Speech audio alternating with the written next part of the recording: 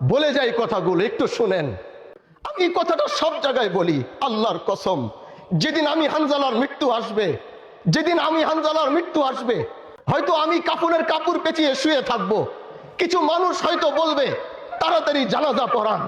আপনি আজকে অনেক বড় ব্যক্তিত্ব, আজকে আপনি কাফনের কাপড় পরে শুয়ে থাকবেন। যারা এক সময় আপনার আগে পরে চলতে চাইতো, যারা আপনার পাশে দাঁড়াতে চাইতো, যারা আপনার সাথে কথা বলতে চাইতো, যারা আপনার জন্য 10 মিনিট অপেক্ষা করত, তাকিয়ে দেখেন দুনিয়া কত স্বার্থপর। আজ তারা আপনাকে এখানে শুয়ে দিয়ে, যখন আপনার হাত আর ধরতে পারে না, যখন আপনার জাবান আর বলতে পারে না, যখন আপনার চোখ আর দেখতে পারে না, যখন আপনার পাও আর চলতে পারে না, তখন তারা আপনাকে শুয়ে রেখে কেউ বলছে তাড়াতাড়ি যেতে হবে। এটার থেকে সবক নাও দুনিয়ার মানুষ। তুমি যে দুনিয়ার পিছনে ভাগছো, এই দুনিয়ার আসমান তোমার নয়।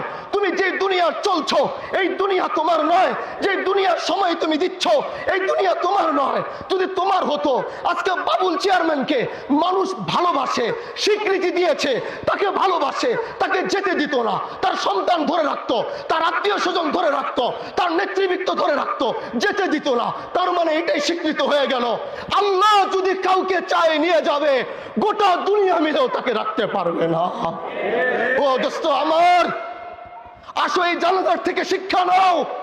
আসো এই জানাজায় 5টা মিনিট দাঁড়াও, সাদা কাফনের কাপড়ের দিকে তাকাও। এখানে আজ বাবুল সাহেব শুয়ে রয়েছে, আজকে 5টা বাজে তোমার শোয়া লাগবে। জানাজা পড়ে বাসায় যেতে পারবো না, তার আগে এখানে শোয়া লাগবে। মৃত্যুর প্রস্তুতি জানো। আল্লাহ আমাদেরকে নিয়ে ওই জায়গায় যাওয়ার তৌফিক দান করে। আল্লাহ তুমি মাফ করে দাও। দলে পরিচয় নয়, ব্যক্তিতে পরিচয়। দলে পরিচয় নয়, ব্যক্তিতে পরিচয়।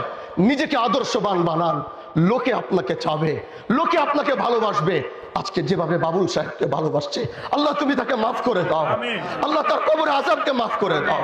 আল্লাহ তাকে জান্নাতের আলা মাকাম নসিব করো। দেখা হবে, সুস্থ থাকবেন। আল্লাহ মৃত্যুর প্রস্তুতি নিয়ে থাকার তৌফিক দান।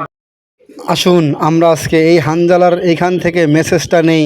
মেসেজটা হলো আমরা আসুন আল্লাহর পথে চলি ও আল্লাহর রাস্তায় চলি।